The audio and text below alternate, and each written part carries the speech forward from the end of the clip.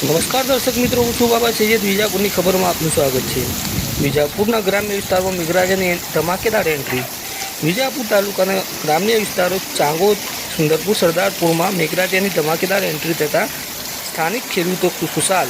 વિજાપુર તાલુકાના ચાંગોદ, સુંદરપુર, સરદારપુર ગામે આજે બપોરે અચાનક મેઘરાજાની સવારી આવી ચડતા ધમાકેદાર એન્ટ્રી કરી હતી. વરસાદના આગમનથી ખેડૂતોમાં આનંદ છવાયો હતો અને લોકોને ગરમીથી રાહત મળી હતી.